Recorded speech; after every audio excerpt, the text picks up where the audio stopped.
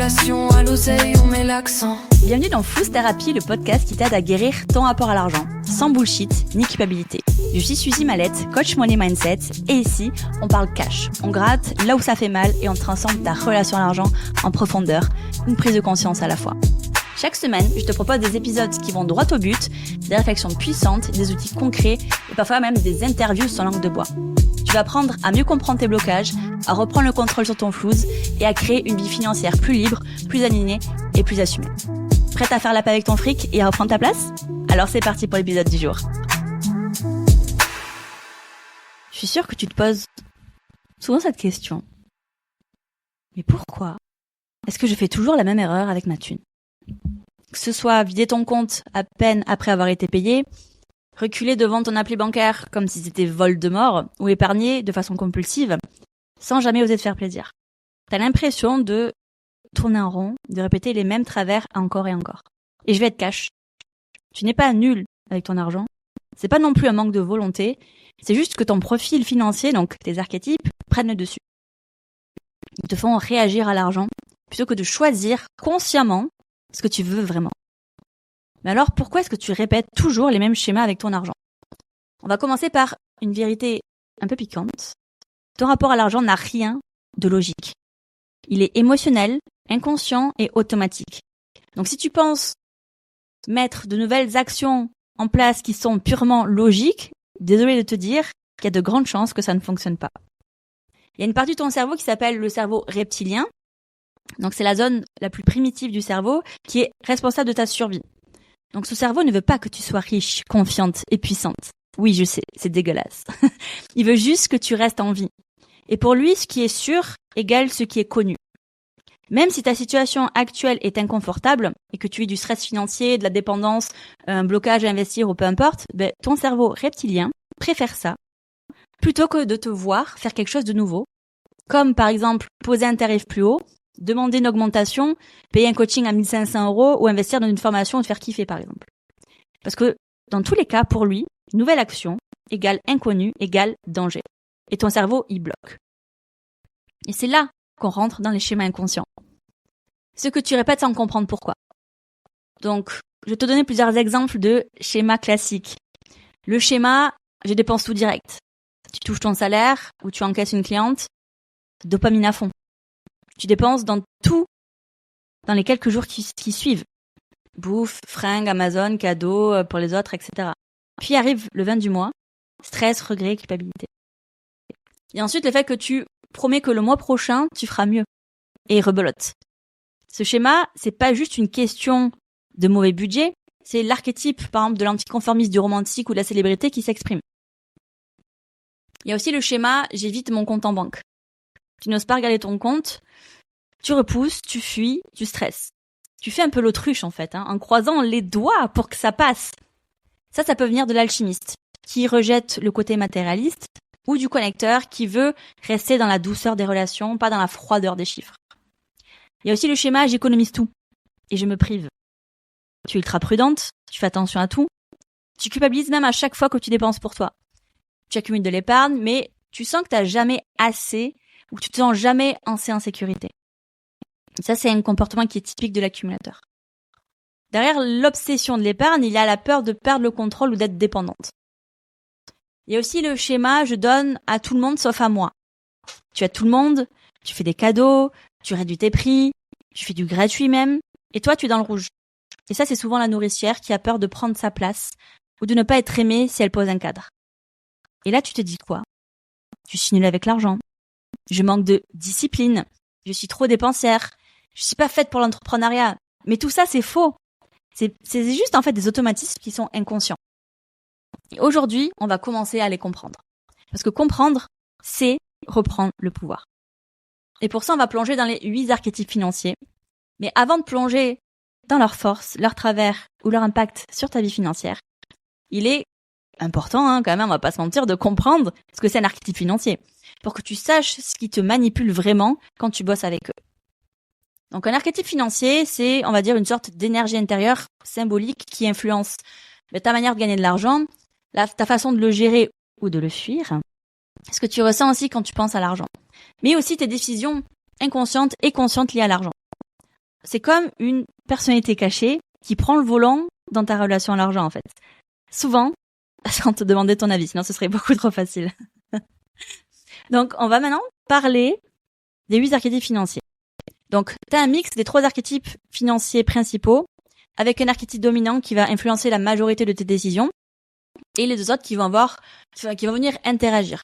Donc, si tu connais pas encore tes archétypes, j'ai un petit jeu pour toi. Essaie de deviner quels sont tes 3 archétypes principaux. Donc, voici les 8. Donc, le premier, c'est l'accumulateur. Donc, c'est la banquière organisée. Ses forces, c'est épargne, fiabilité, discipline, vision long terme. Au niveau de ses auto-sabotages, donc de ses travers, on est sur la peur du manque, le blocage à investir et la paralysie de l'analyse. Au niveau de ses leviers, celle que l'accumulateur peut activer pour justement aller vers quelque chose de plus équilibré, c'est investir avec confiance, élargir sa vision financière et accepter de se faire plaisir. On a ensuite le deuxième archétype qui est le romantique, donc c'est la jouisseuse de la vie, c'est l'épicurienne. Donc ses forces, c'est le plaisir, l'abondance naturelle, la douceur et l'amour du beau. Sur ces travers, on est dans la dépense compulsive pour se sentir bien, fuite des responsabilités financières, que ce soit budget, gestion ou dette, et elle peut attendre qu'un autre gère à sa place. Quand je dis un autre, ça peut être partenaire, banque, etc.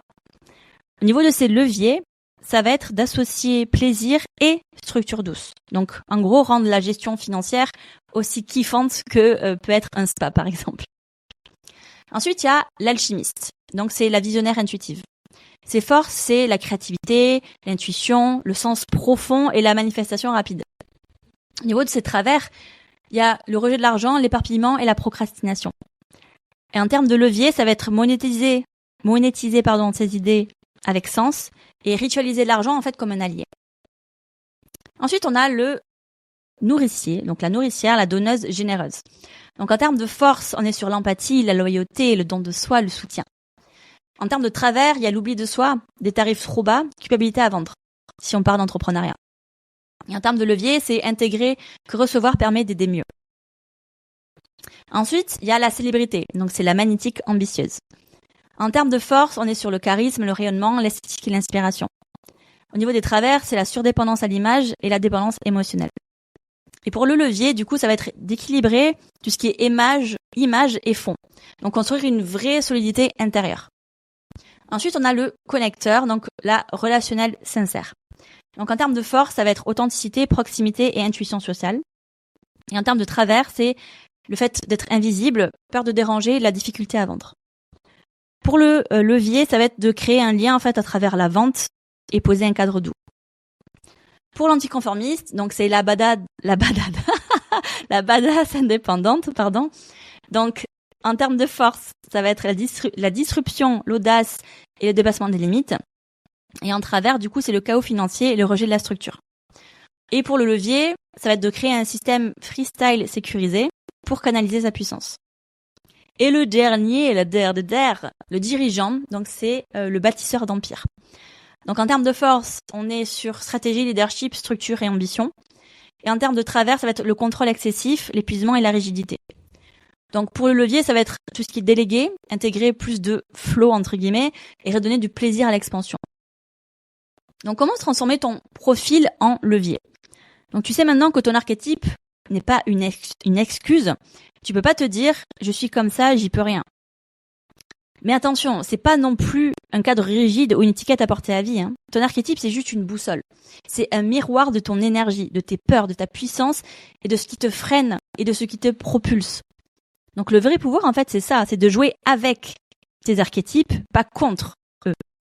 C'est-à-dire créer une gestion d'argent qui respecte ton rythme, ton énergie et tes envies, adapter ta stratégie business à ta manière naturelle de fonctionner et utiliser tes travers en fait comme des pistes de travail qui sont concrètes au lieu de te flageller en fait. Et transformer aussi tes schémas inconscients en levier de quelque chose qui va vraiment t'aider à aller vers ce dont tu as envie et besoin.